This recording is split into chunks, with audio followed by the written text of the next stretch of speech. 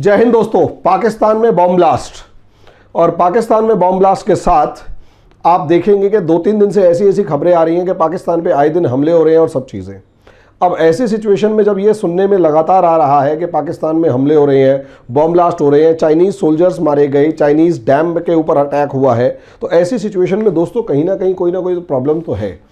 अब इसके ऊपर एक डिटेल डिस्कशन करने जा रहा हूं, लेकिन उससे पहले छोटी सी एक इंफॉर्मेशन कि अगर आप भी यूपीएससी यानी आईएएस पीसीएस की तैयारी कर रहे हैं दोस्तों, तो ऐसे में हमारी जीरो टू हीरो सीरीज जो है वो आपके लिए रामबाण सिद्ध होने वाली है। इस जीरो टू हीरो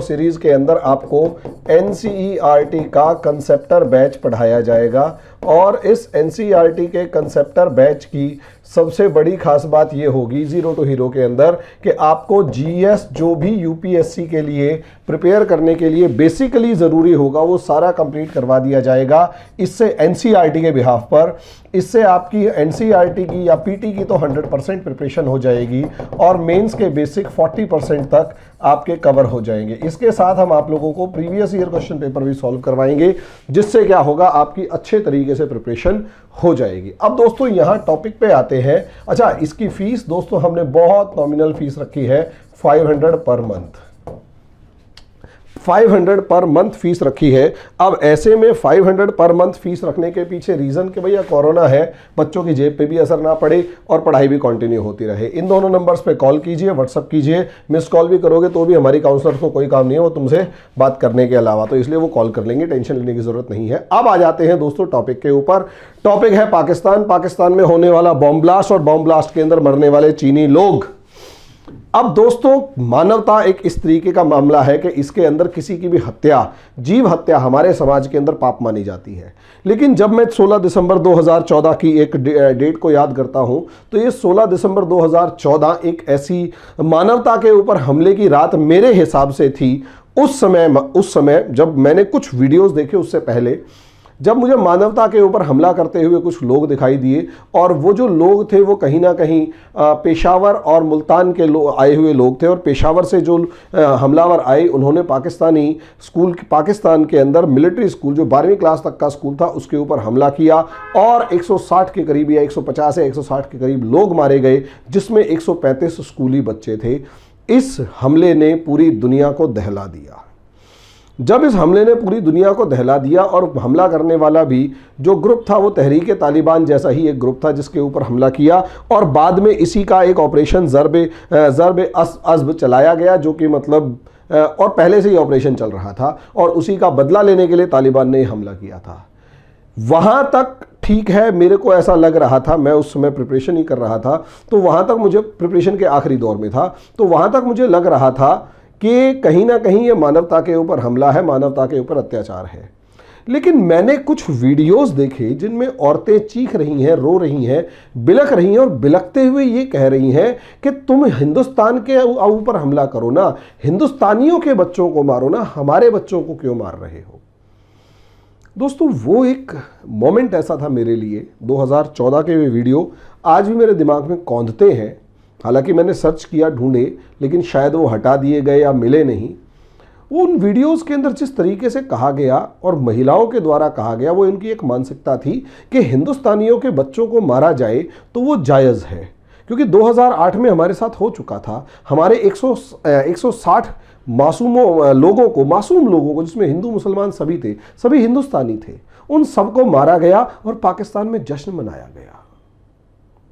दोस्तों उस टाइम से मेरे दिमाग में एक हमेशा बात रही और मैंने पाकिस्तान के बारे में सिर्फ एक चीज़ सोचना शुरू कर दिया कि ये जाहिलों की, अनपढ़ गवारों की, जलील आदमियों की कौम है जिसको इंसानियत से कोई लेना देना नहीं है, और ये लोग खुद सपेरे हैं, ये सांप पालने में भरोसा रखते हैं, और अगर ये खुद सांप भी हैं तो पैदा भी करेंगे तो सपोले ही करेंगे। और जो उस मिलिट्री, और सच बता रहा हूं मेरे दिमाग से वही बात निकली कि उस मिलिट्री स्कूल से अब जो निकलने वाले थे, जो मर गए, वो बच्चे नहीं, वो सपोले थे, जो बड़े होकर उनके दिमाग के अंदर एक जहर भरा जाता और वो मेरे हिंदुस्तान के ऊपर हमला करने के लिए ही तैयार कर रहे होते, इसलिए मरने दो। ये मेरे दिमाग के अंदर उन वीडियोज़ को, उन क्लिप्स को देखने के बाद बात कौंधी थी। और वही ओपिनियन मेरा आज भी है कि पाकिस्तान के अंदर जो मर रहा है वो या तो इस चीज का गुनहगार है कि उसने खुद कभी ना कभी आतंकवाद को सपोर्ट किया हो, और ये ही वो कौम है, यही इनके प्रधानमंत्री, इनके लोग जब यूनाइटेड नेशंस में जाते हैं और यूनाइटेड नेशंस में जाने के बाद ये लोग शोर मचाते हैं कि गुड तालिबान और बैड तालिबान। एक तालिबान जो हम पे हमला कर रहा है वो बैड तालिबान है, और एक तालिबान जो हिंदुस्तान पे हमला कर रहा है और अफगानिस्तान पे हमला कर रहा है वो गुड तालिबान है। Terrorism is terrorism. टेररिज्म का कोई फेस नहीं होता, कोई धर्म नहीं, कोई कुछ नहीं। लेकिन जब आप टेररिज्म को भी गुड टेररिज्म और बैड टेररिज्म डिक्लेयर करना शुरू कर दो और एक बबूल के पेड़ को अच्छा और दूसरे बबूल के पेड़ को खराब बोलना शुरू कर दो कि ये बबूल का पेड़ दूसरे को कांटे चुभा रहा है तो अच्छा है, लेकिन दूसरा बबूल का पेड़ जो मेरे बच्चों को कांटे चुभा रहा है वो बुरा है, तो असलियत में यहां आकर आप देखेंगे तो इस कौम का चाहे का प्रधानमंत्री हुआ, इस कौम के चाहे इंटेलेक्चुअल्स हुए और इस कौम के कोई भी इंसान हुआ जो इस गुड और बैड तालिबान की थ्योरी को सपोर्ट करता है, मेरे लिए वो सारे सपोले हैं, मेरे लिए वो सारे सांप हैं, और उनके बच्चे पैदा हो रहे हैं वो सपोले हैं। ठीक है, मैं कह रहा हूं इंसानियत से बहुत ज़्यादा दूर हटके दुनिया में कहीं भी जुर्म हो रहा होगा मैं इंसानियत के साथ हूं, लेकिन यहां इस कौम के अंदर इनके दिमाग में जो जाहिलपना भरा हुआ है, इनके दिमाग में जो नफरत भरी हुई है, इनके दिमाग में जो जहर भरा जाता है हिंदुस्तान के और दुनिया के दूसरे देशों के प्रति, उसका फिर नतीजा यही है कि बम ब्लास्ट हो, इनके घरों में घुस घुस के मारा जाएगा। अब मामला क्या है, मैं उस चीज के ऊपर आ रहा हूं कि पाकिस्तान के अंदर बम ब्लास्ट हुआ और इस बम ब्लास्ट के अंदर 14 चीनी लोगों को मार दिया गया, और उसके साथ साथ अभी कुछ दिन पहले अगर आप देखेंगे तो पाकिस्तान की आर्मी के बेस के ऊपर हमला हुआ जिसमें तहरीक तालिबान ने पाकिस्तान के 15 सैनिकों को मार दिया। अब सवाल यह है, तालिबान जिसके बारे में शोर मचाया जा रहा है, और मैं भी काफ़ी बार कह चुका हूं कि पाकिस्तान इस तालिबान को सपोर्ट कर रहा है, लेकिन एक तालिबान ऐसा भी है, तालिबान एक ऐसा भी है जिसका काम है पाकिस्तान के ऊपर हमले करना। अब सवाल यहीं से शुरू हो जाता है कि तालिबान ये कौन से वाला है, तो यही वो पाकिस्तान है जो अनपढ़ों का एक हजूम है, जाहिलों का एक हजूम है, जो ये कह रहा है कि नहीं नहीं नहीं नहीं, जो हमला करने वाला है ये बैड वाला तालिबान है, और जो अफगानिस्तान में हमला कर रहा है वो हमारे अब्बा जान है। पाकिस्तानी कहते हैं कि वो इनके अब्बा जान है और वो हमारे गार्जियन हैं, जो वहाँ 85% पाकिस्तान अफगानिस्तान पे हमला कर चुके हैं, कब्जा कर चुके हैं, वो हमारे गार्जियन हैं, और ये बहुत खुशी मना रहे हैं, तालियां बजा रहे हैं कि तालिबान ने अफगानिस्तान पर कब्जा कर लिया, वखान कॉरिडोर से लेकर मज़ार शरीफ जैसे शहरों पर कब्जा कर लिया, और काबुल भी कभी भी किसी भी समय पर तालिबान के हाथ में गिर सकता है, और ये पाकिस्तानी बहुत सेलिब्रेट कर रहे हैं। वहीं दूसरी तरफ जब इनके घर पे हमला हो रहा है तो ये चीख रहे हैं, दोनों तरफ तालिबान है, दोनों तरफ तालिबान खड़ा हुआ है। तो अब ये गुड और बैड के कंसेप्ट को समझ लेते हैं और मामला क्या है वो समझ लेते हैं।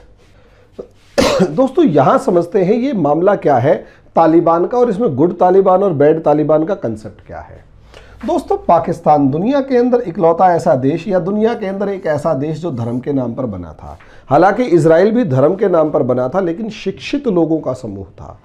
यहां पर जिन्ना, जो कि कहीं ना कहीं जो जिन्ना था वो कहीं ना कहीं एक अजीब सा कंपटीशन जवाहरलाल नेहरू और इंदिरा गांधी से रखता था, जिसकी वजह से क्या हुआ, इंदिरा गांधी और जवाहरलाल नेहरू और महात्मा गांधी से एक अजीब सा कंपटीशन, और उसी कंपटीशन के चलते अपने आप को गांधी जी के बराबर रखने के लिए भी इन्होंने एक देश का निर्माण किया जो कि था पाकिस्तान।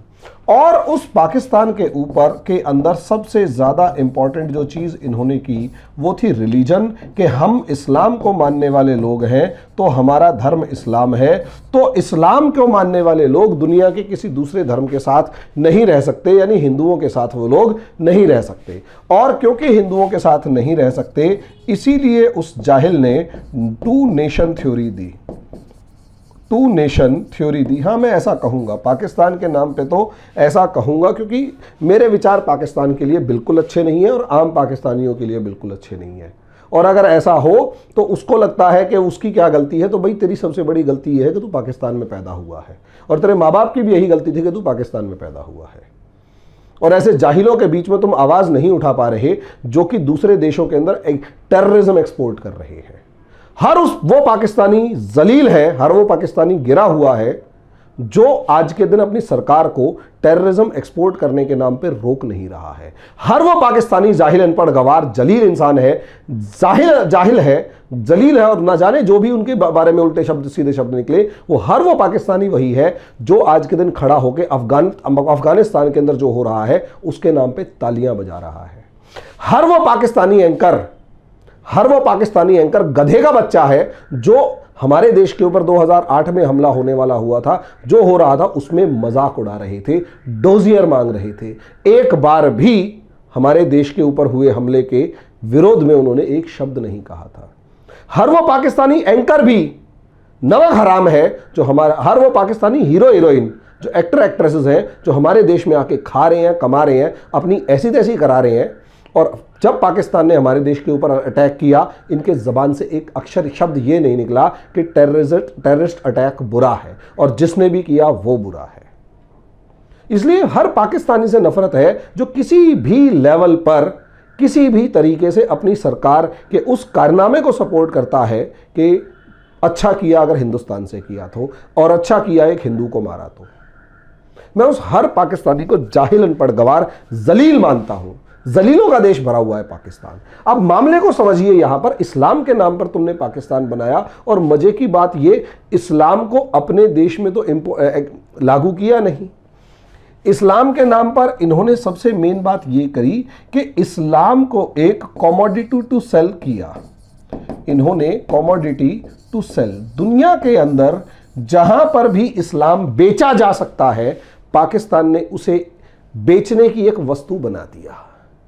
यस, जब भी आप इस्लाम के नाम पर, मुसलमान होने के नाम पर किसी दूसरे मुसलमान से मदद मांग रहे हैं, तो असलियत में भाई मुसलमानी एक धार्मिक धर्म का बंदा होने के नाम पर दूसरे अपने ही धर्म या अपनी ही जाति के नाम पर जब मदद मांग रहे हैं, तो वो एक प्रकार से बेचना ही है। जब सऊदी अरेबिया, पाकिस्तान का कोई भी प्रधानमंत्री सऊदी अरेबिया जाकर इस्लाम के नाम पर उससे पैसे मांगता है, तो वो असलियत में इस्लाम को बेचकर पैसे ले रहा है। यही पाकिस्तान जब टर्की जा रहा है और टर्की के अंदर इस्लाम के नाम पर पैसे ले रहा है या उससे कुछ उधार ले रहा है, या यही पाकिस्तान जब मलेशिया से रिश्ते केवल इस्लाम के नाम पर ले रहा है, और यही पाकिस्तान जब जॉर्डन में जाकर 25,000 फिलिस्तीनी मुसलमानों को एक रात में काट देता है और पैसे लेकर आ जाता है, तो ये असलियत में इस्लाम का व्यापार ही है, इस्लाम को बेचना ही है पाकिस्तान ने जो सीख रखा है। दुनिया में इकलौता ऐसा घटिया देश है, इकलौता ऐसा देश है जिसको क्या कहा जाए, वो असलियत में वाहिद मुल्क है, वो मतलब जलील देश है जो इस्लाम को बेचकर अपना पेट भर रहा है, अपने खजाने भर रहा है और अपने कर्जे उतारने की कोशिश कर रहा है। पाकिस्तान इज सेलिंग इस्लाम। अब यहां पाकिस्तान ने इस्लाम को सेल करने के लिए, और जनरल जियाउल हक जैसे लोगों ने तो आकर इस्लाम को तो एक मतलब बिल्कुल ही ब्रांड के रूप में पेश करना शुरू कर दिया। तो इन लोगों ने असलियत में जब इस्लाम को ब्रांड के नाम पर प्रूव करना शुरू किया, तो इस्लाम के नाम पर इन्होंने सबसे पहले अपने जो कॉमन मासेस थे उनको भड़काना शुरू किया कि हम इस्लाम को मानते हैं। सोचकर देखिए, यही पाकिस्तान का इमरान खान है, ये कभी एर्तुगरुल गाजी दिखाकर अपने लोगों को जोश दिला रहा होता है और पाकिस्तान को तुर्कों के सपोर्ट में पेश करने की कोशिश करता है, और कभी यही पाकिस्तान जो है वो अरेबिक लैंग्वेज को लागू कर देता है और ये कहता है कि अब हर पाकिस्तानी को अरबी समझ में आनी चाहिए। मतलब सोचकर देखो यार, जाहिलों की कौम को और जिन्ना जैसे जलील और घटिया इंसान को, कि वो पागल था और ये भी पागल है। वो कहता है कि हम उर्दू सिखाएंगे सबको, पंजाबियों को उर्दू सिखा रहा है, बंगालियों को उर्दू सिखा रहा है, सिंधियों को उर्दू सिखा रहा है। अबे यार खुद सोचकर देखो, उर्दू भाषा का अपनी एक भाषा अपना एक गहना होता है, वो तुम्हारी पहचान है, तुम किस तरीके से उसे प्रोजेक्ट करते हो ये डिपेंड करता है। अब उन्होंने क्या किया, कैसे भी करके पाकिस्तानों से लेकर, बलूचों से लेकर, सिंधियों से लेकर उर्दू तो सिखा दी, लेकिन वही उर्दू आज के दिन ये बेकार सिद्ध कर रही है। और अब इन्हीं की सरकारें ये कह रही हैं, सऊदी अरेबिया को खुश करने के लिए या सऊदी अरेबिया की गोद में जगह पाने के लिए इमरान खान नाम की जो मोहतरमा है वो खुश होकर अपने बच्चों को कह रही हैं कि अरबी सीखो, अरबी सीख के आपको कुरान अच्छी आप समझ में आएगी, और कुरान अगर अच्छी समझ में आएगी तो आप साइंस एंड टेक्नोलॉजी वाले जिस भी फील्ड में जाओगे वहां आपको प्रोग्रेस अच्छी मिलेगी। भाषा दुनिया का सबसे खूबसूरत गहना है हर इंसान के लिए, लेकिन मेरी भाषा अगर हिंदी है तो मैं उस हिंदी को अपना गहना मानूंगा। मेरी भाषा अगर पंजाबी है तो पंजाबी को अपना गहना मानूंगा, और बाकी सभी भाषाओं को, हरियाणवी वैसे तो मेरी भाषा तो खैर मैं भरोसा ज़्यादा नहीं करता, लेकिन बोलते घर में हरियाणवी है, लेकिन अगर आप देखें तो मैं हर भाषा का सम्मान करूंगा, उसमें भेदभाव करने का तो कोई सवाल ही पैदा नहीं होता। लेकिन पाकिस्तानी तो पाकिस्तानी, आज के दिन अरबी सिखा रहे हैं अपने बच्चों को, ये कह रहे हैं कि आपको तीसरी भाषा और सीखनी पड़ेगी, उर्दू तो है ही है, इंग्लिश भी है, और अब अरबी भी सीखनी पड़ेगी ताकि आपको कुरान ओरिजिनल लैंग्वेज में अच्छे से समझ में आए, और इसके दम पे आप साइंस एंड टेक्नोलॉजी लेकर या साइंस एंड टेक्नोलॉजी को सीखकर आगे बढ़ोगे। भाई अगर अरबी के अंदर इतनी ही साइंस एंड टेक्नोलॉजी डोमिनेट कर रही होती तो आज के दिन जो नासा है वो सऊदी अरेबिया में सेटल होता, और जो स्पेस टेक्नोलॉजी से लेकर, मिसाइल टेक्नोलॉजी से लेकर, जो भी दुनिया की हाईएस्ट लेवल मेडिकल टेक्नोलॉजी से लेकर कोई भी टेक्नोलॉजीज है उसमें सऊदी अरेबिया का नाम नंबर 1 होता है।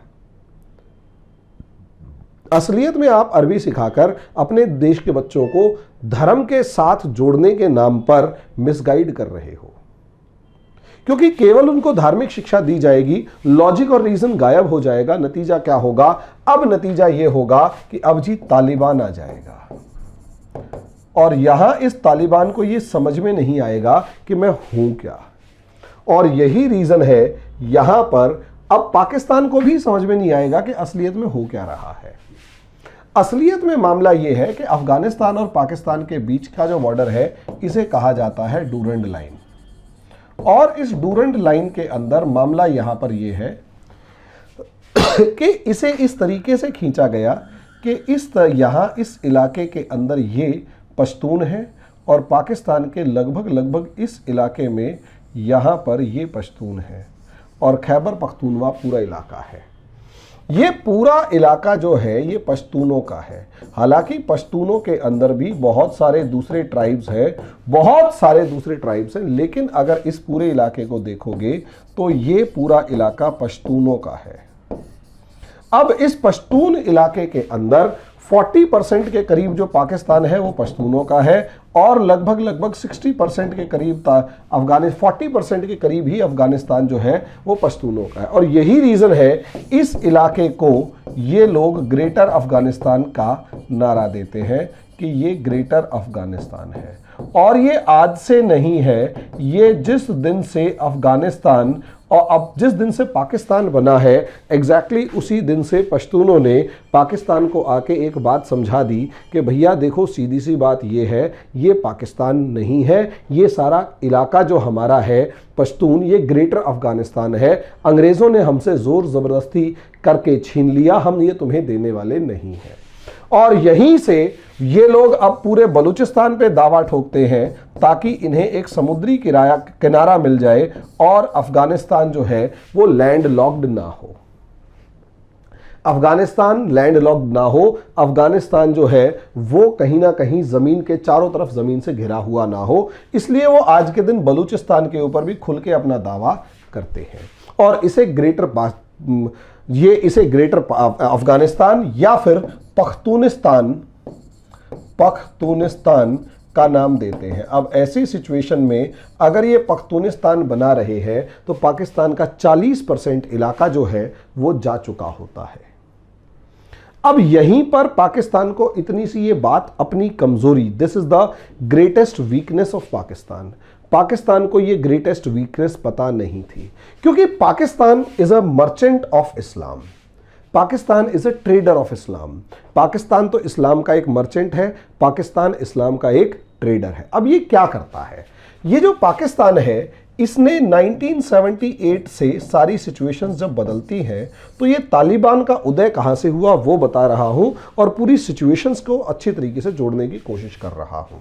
ईरान के अंदर 1978 के अंदर ईरान के अंदर इस्लामिक रेवोल्यूशन हुआ और इस्लामिक रेवोल्यूशन में स्पष्ट शब्दों में कहा गया कि इस दुनिया में इस्लाम का राज दोबारा से स्थापित करेंगे। और ये जो गवर्नमेंट थी ये एंटी अमेरिकन गवर्नमेंट थी, ये अमेरिका के विरोधी सरकार थी। दूसरी तरफ अफगानिस्तान के अंदर यूएसएसआर आ चुका था 1979 में कि भाई ये सरकार एंटी अमेरिकन है, यानी इसे तो मैं दोस्त बना ही लूंगा।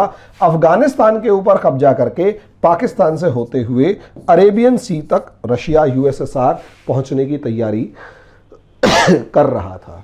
अब ऐसी सिचुएशन में अगर यूएसएसआर यहां पहुंचने की तैयारी कर रहा था तो यहां आप मोटे तौर पर देखेंगे अफगानिस्तान के अंदर कि अफगानिस्तान में यूएसएसआर ने अपनी सेना भेज दी।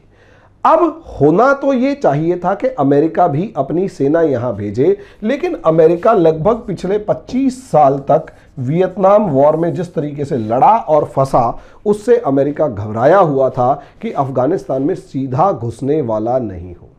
अब क्योंकि वो अफगानिस्तान में सीधा घुसने वाला नहीं था दोस्तों, इसीलिए अमेरिका ने प्रॉक्सी वॉर, छद्म युद्ध छेड़ने की कोशिश की।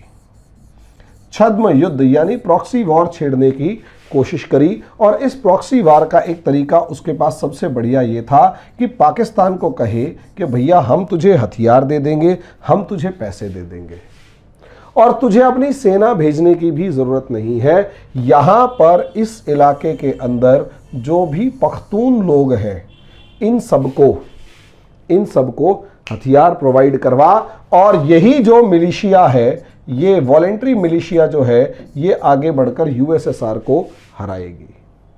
अब जैसी ये सिचुएशन थी तो यहां पर सऊदी अरेबिया कहता है, उस टाइम पर सऊदी अरेबिया जो है वो एक्सपोर्टर ऑफ वहाबिज्म था, एक्सपोर्टर ऑफ वहाबिज्म था। वहाबिज्म दुनिया में सबसे ज़्यादा रेडिकल इस्लामिक थॉट है और इसीलिए आज के दिन सऊदी अरेबिया अपने आप को वहाबिज्म से दूर कर रहा है। अब आप यहां देखिए, असलियत में यहीं से राइज ऑफ तालिबान दिखाई देगा कि भैया इस इलाके के अंदर इसने तो कहा वहाबिज्म एक तरीके की आइडियोलॉजी दे दी और वो आइडियोलॉजी किस नाम पर थी? इस्लाम के नाम पर थी। और रेडिकल इस्लाम था कि या तो मेरी बात मानो या फिर मेरे से लड़ने के लिए तैयार हो जाओ। मैं आपसे तब तक लड़ूंगा जब तक कि या तो तुम मुझे खत्म नहीं कर देते या मैं तुम्हें खत्म नहीं कर देता। मैंने तुम्हें खत्म कर दिया तो मैं जीत गया, यानी इस्लाम की जीत। तुमने मुझे खत्म कर दिया तो मैं तो भले ही मर गया, मेरी विचारधारा, मेरी आइडियोलॉजी नहीं मरी, क्योंकि मेरी विचारधारा के दूसरे बंदे आके तुमसे लड़ेंगे। ये सिंपल सी वहाबिज्म की एक विचारधारा है, कट्टर विचारधारा, जो तालिबान वगैरह। अब तालिबान को यही रेडिकल इस्लाम कुरान के साथ प्रोवाइड किया गया और ये कहा गया एक हाथ में कुरान और एक हाथ में AK-47 लो और ये अब जिहाद है, और जिहाद है और इस्लामिक लॉ लागू करो, इस्लाम का रूल लागू करो जितना हो सकता है। और यूएसएसआर को, कम्युनिस्ट रजीम को एनिमी ऑफ इस्लाम डिक्लेयर कर दिया कि ये इस्लाम का एक दुश्मन है, क्योंकि इस्लाम के अंदर एक फिलॉसफी यही है कि इस दुनिया में किसी का रूल अगर है तो वो इस्लाम का होगा। बाकी सारे के सारे जितने भी रूल हैं वो सारे के सारे इलेजिटिमेट रूल है इस्लाम के अकॉर्डिंग। यानी जब तक इस्लाम का रूल नहीं होगा तब तक सारे रूल इलेजिटिमेट है। अपनी ताकत बढ़ाओ और उस ताकत को उठाकर फेंको और अपनी ताकत से उस रूल के ऊपर, उस जगह के ऊपर कब्जा करके अपना शासन स्थापित करो। यही कंसेप्ट काफी हद तक गजवाए हिंद में भी है। ये वहाबिज्म की विचारधारा का मोटा मोटा हिस्सा है। अब यहां क्योंकि दुनिया की कोई भी रजीम हुई उसको आप सपोर्ट करेंगे नहीं, एक्सेप्ट करेंगे नहीं, और इस्लाम के नाम पर उस रजीम से लड़ने के लिए आपको हथियार अगर मिल जाएंगे तो आप खूब लड़ेंगे। एग्जैक्टली यही काम किया इस ग्रुप ने और यहीं से ये बहुत सारे वार लॉर्ड्स निकले और इन वार लॉर्ड्स ने अफगानिस्तान के अंदर यूएसएसआर की धज्जियां उड़ा दी। और 1989 आते आते यूएसएसआर की इतनी बुरी हालत थी कि वो बच के निकलने की सोच रहे थे और बच के निकले और सिचुएशन जो थी वो टोटली फिर मतलब शांत हो गई। लेकिन यहां से जैसे ही यूएसएसआर निकला वही सिचुएशन दोबारा से क्रिएट हुई। जितने भी वारलॉर्ड्स थे वो सारे के सारे अलग अलग इलाकों पे अपना कब्जा जमाने और लूटमार करने की शुरुआत करने लगे। नतीजा उसका ये हुआ कि यहां पर बहुत बुरे हालात हुए और सिविल वॉर उस लेवल पर चला, वो सिविल वॉर उस लेवल पर चला जहां से किसी को समझ में ही नहीं आया कि कैसे काम किया जाए। यहां पाकिस्तान ने पहली बार अपने साथ उन लड़ाकों को निकाला जो अपने इलाकों से थे। सोचिए, यहां बोवे पेड़ बबूल का तो आम कहां से होए वाली बात है। अपने घर से लड़कों को खड़ा किया, उन्हें हथियार प्रोवाइड किए और सेना और सब चीजें प्रोवाइड करी और उन्हें लड़ने के लिए भेज दिया। इन्होंने अंदर जाकर सारे वारलॉर्ड्स को हराया और वारलॉर्ड्स को हराकर अफगानिस्तान पर कब्जा कर लिया और अफगानिस्तान में शरिया लॉ लगा दिया। यह रूल था तालिबानी रूल और यही पाकिस्तान ने किया। और तालिबान को कहा कि अफगानिस्तान में अपना रूल एस्टेब्लिश करो, अपना शासन स्थापित करो। और तालिबान की सरकार को दुनिया के किसी दूसरे देश से बोलने की इजाज़त नहीं थी। वो लगभग हर देश से लड़ रहा था और हर देश उसके ऊपर भरोसा नहीं कर रहा था। दुनिया में उसका बातचीत का रास्ता अगर कोई सा देश था तो वो था पाकिस्तान, और पाकिस्तान के ऊपर पूरा तालिबानी रूल डिपेंडेंट था। 1992-2001 तक अगर आप देखें तो तालिबान का हाल यही था और लगभग 2021 तक यानी 20 साल तालिबान जो है वो अपने शासन से बाहर रहा, अमेरिका यहां पर बढ़ा रहा। अब मेन बात समझिए, तालिबानी रूल असलियत में ये जो तालिबानी थे ये कहां थे भाई? आपने अपने पड़ोस के अंदर आग लगा रखी है तो उसकी लपटें तो आपके घर में भी आएंगी। जब यहां सिविल वॉर चल रहा था या तालिबानी रूल चल रहा था तो बहुत बड़े नंबर में अफगानी लोग जो हैं वो भाग भाग कर पाकिस्तान आने लगे और पाकिस्तान के अंदर रहने लगे। अब प्रॉब्लम यह है कि यहां पर भी तो लगभग एक बड़ी पॉपुलेशन जो है वो पख्तूनों की है और ये पख्तून जो हैं वो अफगानियों को अपना भाई मानते हैं, पठान जिन्हें कहते हो। अब वो पख्तून जब अफगानिस्तान से भागे हुए लोगों से मिलने लगे तो उनसे सिंपैथी रखने लगे कि तू भी तो मेरा भाई है, आजा रह ले। अब ये रिफ्यूजी पाकिस्तान के अंदर आए और पाकिस्तान में आकर इतनी बुरी तरह घुल मिल गए कि पता ही नहीं लगा कि कौन पाकिस्तानी है कौन अफगानी। यहीं जैसे भारत में आधार कार्ड बना रखा है ना, पाकिस्तान में कहीं पहले से वो आधार कार्ड टाइप का सिस्टम चल रहा है ताकि हर पाकिस्तानी को पता हो, पाकिस्तानी सरकार को पता हो कि ये मेरा नागरिक है और ये मेरा नागरिक नहीं है, सिर्फ इसलिए कि अफगानिस्तान से आने वाले तालिबानियों को या अफगानियों को वो पहचान सके, पख्तूनों को पहचान सके। यहीं से सिचुएशन बदलती है। मैक्सिमम नंबर में तालिबानी यहां आकर बस गए। इससे बेस्ट एग्जांपल क्या होगा कि ओसामा बिन लादेन पाकिस्तान से पकड़ा गया, उसी के अंदर मारा गया, जो भी क्वेटा वगैरह की बात चल रही है। अब यहीं आप समझिए सिचुएशन को क्या है। तालिबान का एक हिस्सा जो अफगानिस्तानी वाला पार्ट है वो पूरी ताकत से अफगानिस्तान पे कब्जा करने की तैयारी कर रहा है और पाकिस्तान उसे खुलकर सपोर्ट कर रहा है। तो अब यहां समझिए, पाकिस्तान ने यहां प्लान तो कर लिया कि तालिबान जो है वो अफगानिस्तान पे कब्जा करेगा, वहां पर शरिया लॉ लगाएगा और सब चीजें।